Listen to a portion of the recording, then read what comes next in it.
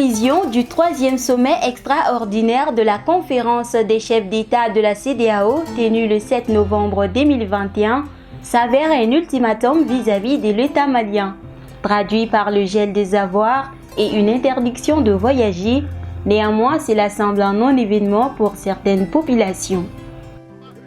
Sanctions Nintali, moi je pense qu'ils ne sont pas obligés de voyager. Mɔgɔw bɛ yen min bɛ se ka mɔgɔ minnu ci o n'a fɔra i ti taa o man jugu mais i ti maa ci o de ka jugu. An ka jamana ninnu jɔli gulonnen tɛ jamana ɲɛmɔgɔw ka voyage la. I bɛ ka avion san a ye voyage jeli kɛ a ye mun ɲa jamana ye ni segin kɔ tɛ. Aide financier a bɛ ka na depuis nabi ɲuman tile an ma jɔyɔrɔ foyi ye Mali jɔli la. Président a ka to yen a kana taa yɔrɔ si ni mɔgɔ mago b'an na o b'an sɔrɔ yan nɔ. Dɛmɛ tigɛra a mɛnna koyi. Anw yɛrɛ Malien anw yɛrɛ salen don ka ban quoi dɛmɛ tigɛra anw na a mɛnna mɔgɔ yɛrɛ fana k'i to wali dɛmɛ la kuma bɛɛ i tɛ don da la o i tɛ se ka sɛbɛn k'i yɛrɛ o o ka to yan n'an ɲinina k'an ɲɛni an bɛ solution sɔrɔ an yɛrɛ o. Avec l'éclosion de la mondialisation, vivre en isolement n'est-il pas se jeter dans la gueule du loup? Vous savez, les pays sont interdépendants de nos jours. Aucun pays ne peut vivre en autarcie, même la première puissance économique. Tous les pays sont interdépendants avec la mondialisation. Si vous prenez notre pays, 60% de notre richesse dépend du commerce que nous faisons avec les autres. Vous voyez, et puis nous avons une diaspora très importante, les plus importantes que l'aide au développement que nous recevons de nos partenaires extérieurs. Donc il va falloir prendre tout cela en compte, essayer quand même de maintenir le dialogue, de faire en sorte que le Mali ne soit pas mis au banc de la communauté internationale.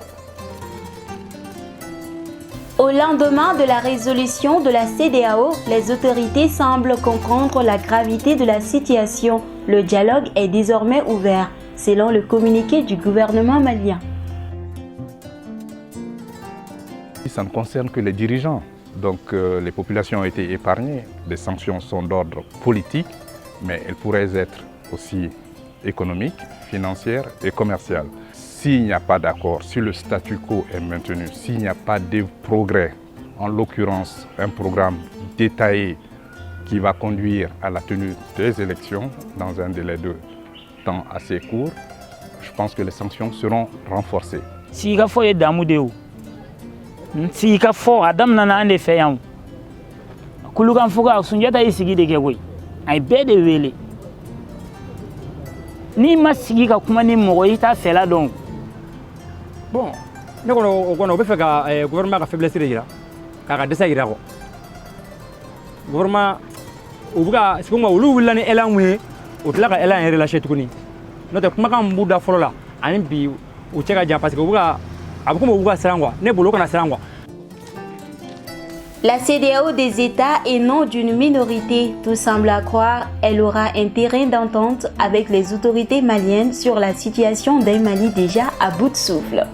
Je pense que tout cela c'est un malentendu et je pense qu'on va trouver la solution d'abord à l'interne, mais je pense que les autorités sont de bonne foi, maliennes sont de bonne foi et qu'elles vont s'asseoir avec la CEDEAO et trouver un terrain d'entente pour que la situation ne se dégrade pas.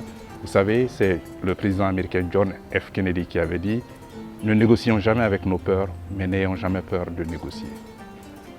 En attendant le prochain sommet de la conférence des chefs d'État prévu le 12 décembre 2021, tout reste à croire que les résolutions des assises nationales ne seront pas tenues en compte.